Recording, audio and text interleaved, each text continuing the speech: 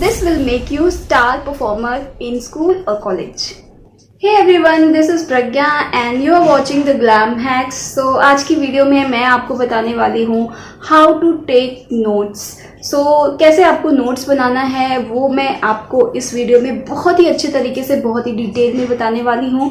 So इसमें बहुत ही काम के टिप्स होने वाले हैं. So वीडियो को पूरी देखना और वीडियो अच्छी लगे तो वीडियो को लाइक ज़रूर कर लेना और चैनल पे नए हो तो चैनल को सब्सक्राइब करके बेल आइकन को हिट करके बन जाओ हमारी छोटी सी फैमिली के member. Step number 1, notes in the classroom. So classroom में जाने से पहले आपको अपनी नोटबुक में डायग्राम बना लेना है. तो यहाँ पे हम यूज़ करेंगे QAEE टेक्निक. QAEE टेक्निक का जो फुल फॉर्म है वो है question, answer, example and evidence. Classroom में जब आपके टीचर आपको पढ़ाते हैं ना तो आपको इन सारे पॉइंट्स को हमेशा ध्यान में रखना है. क्वेश्चन क्या है, उसका आंसर क्या होगा, उसका एग्जाम्पल क्या होगा एंड उसका कोई एविडेंस हो, जैसे किसी ने वो बात कही हो तो वो भी आपको नोट करके रखना है. एंड आपको अपने साथ एक स्केल भी हमेशा रखना है और आपको एक स्ट्रेट लाइन ड्रॉ करनी है और स्ट्रेट लाइन ड्रॉ करने के बाद आपको एक स्ट्रेट लाइन ड्रॉ करनी है और स्ट्रेट लाइन के जो लेफ़्ट साइड आपको 2 इंच के बराबर स्पेस छोड़ना है एंड राइट साइड में ज़्यादा स्पेस छोड़ना है और कुछ इस तरीके से डायग्राम बना लेना है. तो जिधर के साइड में आपने स्पेस कम छोड़ा है उधर के साइड में आपको क्वेश्चंस लिखने हैं या आप थोड़े हिंट में लिख सकते हो और दूसरी साइड में लिखना है आपको आंसर. एंड आपको बहुत ही शॉर्टकट में आंसर लिखना है, उसके नीचे लिखना है आपको एग्जाम्पल, फिर उसके नीचे लिखना है आपको एविडेंस. तो फर्स्ट स्टेप में आपके लिए है एक बोनस टिप्स यानी कि sign post words. That means कि अगर आपके टीचर जो भी लेक्चर देते हैं, जो भी चीज़ें पढ़ाते हैं ना, उसमें वो कुछ चीज़ें ऐसी बोलते हैं, for example first, remember, very important, finally. तो जब भी वो कोई भी सेंटेंस बोलने के बाद फाइनली ये वाले जो सेंटेंसेस बोलते हैं ना, तो आपको उसके बाद आने वाली जो लाइन है ना उसको बहुत अच्छे से नोटिस करना है और उसको ज़रूर नोट करना है, चाहे आप शॉर्टकट में ही क्यों ना नोट करो. एंड ऑल्सो आप अपने टीचर को बोलो कि वो आपके लिए डायग्राम ड्रॉ करे जिससे आप इजीली चीज़ों को समझ पाओ, क्योंकि पिक्चर्स के थ्रू आप बहुत अच्छे से समझ पाते हो हर चीज़ को. तो अपने टीचर को बोलो कि एक फाइन डायग्राम ड्रॉ करके आपको बताए. एंड आप अपने पास हमेशा पॉकेट में एक डायरी रखा करो, छोटी सी डायरी. जिससे क्या होता है ना कि कई बार आप कहीं बाहर होते हो, आपके पास बैग नहीं होता, आपके पास नोटबुक नहीं होते, तो बहुत सारी चीज़ें ऐसी होती है ना जो आपको नॉलेज मिलती है किसी से बात करते टाइम, कहीं आप जाते हो, कहीं पढ़ते टाइम. तो उस चीज़ को ना आप हमेशा उस छोटी डायरी में नोट करते रहो. एंड आपने जो नोट्स क्लास के टाइम पे बनाए हैं उसी नोट्स में आप बाद में थोड़ा स्पेस छोड़ दो जिससे आप अपने नोट्स को पूरा कर पाओ. तो इसके लिए आप स्टिकी नोट्स का यूज़ कर सकते हो. कुछ पेपर्स ले सकते हो, छोटे छोटे स्टिकर टाइप के, उनको पेस्ट करके उन पे लिख सकते हो. जो बहुत इंपॉर्टेंट चीज़ें हैं उनको अलग कलर से लिख सकते हो. एंड बुलेट्स का यूज़ करो. बुलेट्स का यूज़ आप बहुत तरीके से कर सकते हो. स्टार बुलेट्स का यूज़ कर सकते हो, पॉइंट का यूज़ कर सकते हो, स्क्वायर का यूज़ कर सकते हो. इट्स अप टू यू, जैसे कि आप अपने सेंटेंस को किस तरह से पहचानना चाहते हो, बस आप उसको डिसाइड कर लो कि आपको इस टाइप के सेंटेंस को इस तरीके से मार्क करना है, ये वाला बुलेट यूज़ करना है. तो ये आपके लिए है ताकि आप जब नेक्स्ट टाइम अपने नोट्स को देखो ना तो आपको वो बहुत इजीली समझ में आ जाएगा कि टीचर ने कब किस पॉइंट पे कहाँ पे क्या क्या बोला था और कौन सी चीज़ आपके लिए बहुत इंपॉर्टेंट है. तो जो भी चीज़ आपके लिए सबसे ज़्यादा इंपॉर्टेंट हो ना तो मेक श्योर कि आप उसको एक अलग कलर से हाईलाइट कर दो, हाइलाइटर का यूज़ करो, या फिर आप उस पर इम्पॉर्टेंट लिख सकते हो. तो ये सारी चीज़ें हैं जिससे आप बहुत ही शॉर्टकट में बहुत ही पॉइंट टू पॉइंट नोट्स बना सकते हो. एंड जो भी आपने जैसे डायग्राम मैंने आपको बताया तो उस डायग्राम में तो आपने स्पेस छोड़ा ही था. अगर आप कहीं पे सेंटेंस लिखते हो ना तो सेंटेंस के लास्ट में भी सेंटेंस के लिए स्पेस छोड़ो, क्योंकि बहुत बार क्या होता है कि हम शॉर्टकट में क्लास में चीज़ें नोट कर लेते हैं लेकिन बहुत सारी चीज़ें ऐसी होती है जो हमारे माइंड में होती हैं या हमें वो पढ़ने के बाद याद आती हैं, फिर हम उनको उस खाली स्पेस में वापस से भर सकते हैं. दैट्स वाई आपको अपनी नोटबुक में हमेशा नीचे के साइड में थोड़ा सा स्पेस ज़रूर छोड़ना चाहिए हर पैराग्राफ के बाद. And yes, one more tip, जब भी आप कोई पैराग्राफ लिखते हो तो उस पैराग्राफ के लास्ट में जो भी उस पैरा से आप सीखते हो, जो भी आपको उसका शॉर्टकट में आंसर लगता है, यानी कि आपको एक स्टार सेंटेंस ड्रॉ करना है। तो स्टार सेंटेंस जो है ना, हर पैरा के नीचे होना ही चाहिए। स्टेप 2, मेकिंग नोट्स इन टेक्स्ट बुक। ये वाली जो टिप्स है ना, इसको हर टॉपर फॉलो करता है। यानी कि आप जब भी कोई शॉर्टकट नोट्स बनाते हो ना, तो उसको बाद में आपको अपने तरीके से डिटेल में नोट्स वापस से बनाना है, जिससे क्या होता है, वो चीज़ें आपको रिकॉल हो जाती हैं और वो आपको हमेशा हमेशा के लिए याद रहती हैं। और नोट्स को इंटरेस्टिंग बनाने के लिए आप बहुत सारे कलरफुल पेन का यूज़ कर सकते हो, हाईलाइटर्स का यूज़ कर सकते हो, कलरफुल स्टिकर्स का यूज़ कर सकते हो। तो जब भी आप नोट्स बनाओ ना, आपके पास इस तरीके के कलर्ड पेपर या फिर स्टिकर होने चाहिए, जिससे कि आप कुछ इंपॉर्टेंट पॉइंट्स को आप नोट कर करके अपने पेज के अंदर डाल सकते हो या उनको स्टिक कर सकते हो। And one more bonus tip in second step. So इसमें क्या है ना कि आप ऑडियो बुक का यूज़ कर सकते हो, ऑडियो रिकॉर्ड कर लो। अगर आपको कॉलेज या स्कूल से मिलती है तो ठीक है, नहीं मिलती है तो अपनी ऑडियो रिकॉर्ड कर लो। और जब भी फ्री टाइम हो, जब रिलैक्स कर रहे हो, तो अपनी ऑडियो लगा के कान में लगा करके सुनो और उस पर फोकस करो। इससे भी बहुत अच्छे तरीके से आपको जो है ना याद हो जाता है।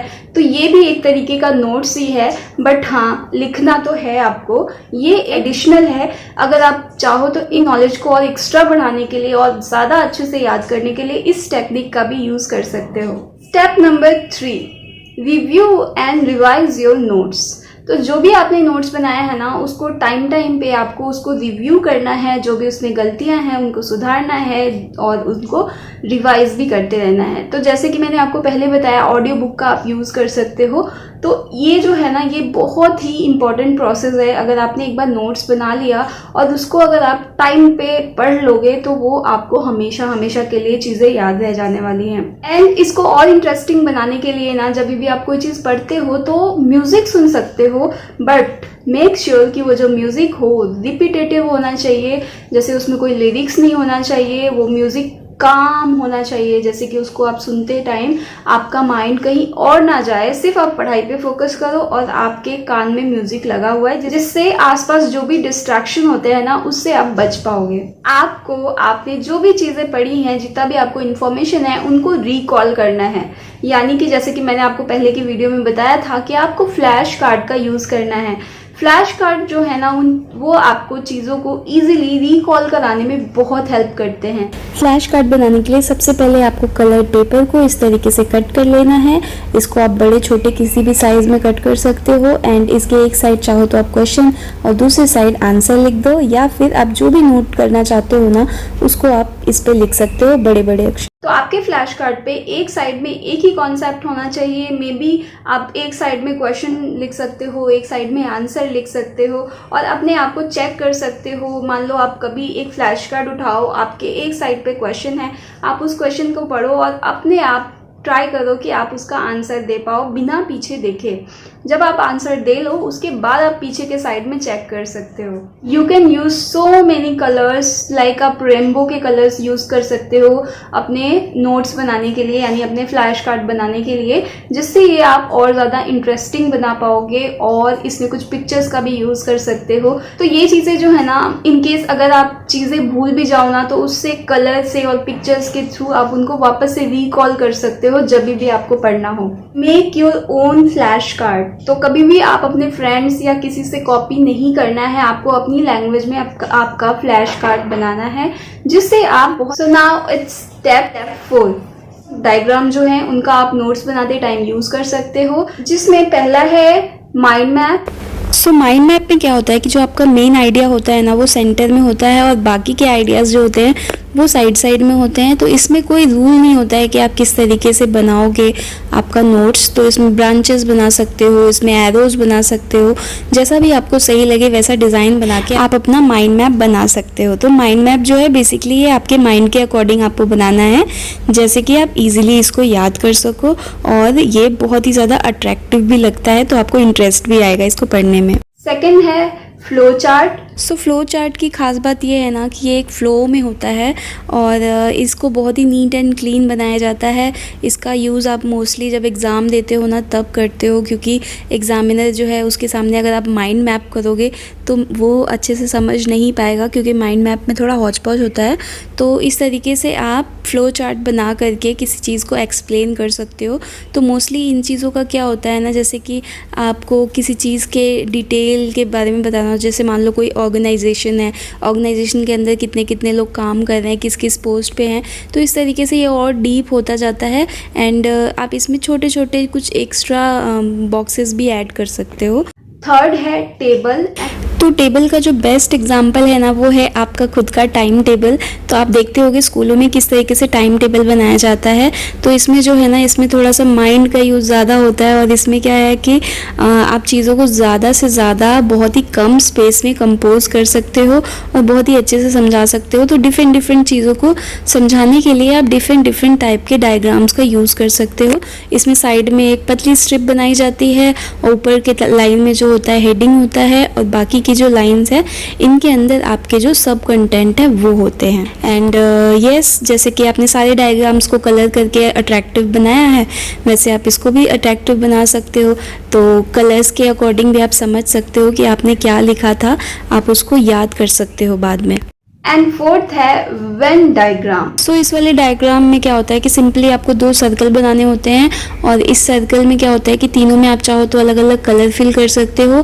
एक साइड आपका टॉपिक 1 होता है, दूसरे साइड आपका टॉपिक 2 होगा, और जो सेंटर वाला जो स्पेस है ना, इसमें आप दोनों के बीच का रिलेशन जो है वो बता सकते हो, वो डिस्क्राइब कर सकते हो। And this is our last step, this is step 5। And इसमें मैं आपको ये बोलूँगी कि आपकी जो स्टेशनरीज है ना, आप उनको बहुत अच्छे से, बहुत ही केयरफुली चूज़ करो।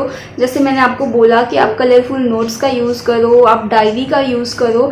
तो यहाँ पे आप देख सकते हो कि मैं इस तरीके का कलर्ड पेन का यूज़ करती हूँ एंड मैंने कुछ डॉम्स के कलर पेंसिल भी ले रखे हैं। एंड इस टाइप के जो नोटबुक्स होते हैं ना, वो काफ़ी अच्छे होते हैं, क्योंकि आप इसको अच्छे से फोल्ड करके रख सकते हो, किसी भी साइड में फटने का कोई डर नहीं होता है, बहुत ही कंफर्टेबल होता है। एंड कुछ पेपर्स हैं जिनको आप यूज़ कर सकते हो फ्लैश कार्ड या फिर अदर चीज़ों के लिए। और आपकी हेल्प के लिए इन सारी चीज़ों का लिंक मैं डिस्क्रिप्शन बॉक्स में दे दूँगी, आप चाहो तो वहाँ से ले सकते हो। तो ये कुछ चीज़ें हैं जो कि मैं आपको सजेस्ट करूँगी, आप अमेज़ॉन वगैरह से ऑर्डर कर सकते हो। सो आई होप वीडियो आपको अच्छी लगी होगी। नोट्स कैसे बनाना है ये आपको बहुत अच्छे से समझ में आ गया होगा। एंड ये जो भी प्रोसेस है, ये प्रोसेस कुछ दिन का नहीं होता है। जब से आपका लेक्चर शुरू होता है ना, आप कोशिश करो कि आप तब से ही नोट्स बनाना शुरू कर दो। टॉपर्स का यही सीक्रेट है कि वो हमेशा अपने नोट्स टाइम पे बना करके रेडी रखते हैं, वो किसी पे भी डिपेंडेंट नहीं होते हैं। सो ये सारी टिप्स आपके बहुत काम आएंगी, आप यूज़ करके देखना। और इसी के साथ best of luck for your exam and मिलते हैं नेक्स्ट वीडियो में। तब तक के लिए bye bye, stay home, stay safe.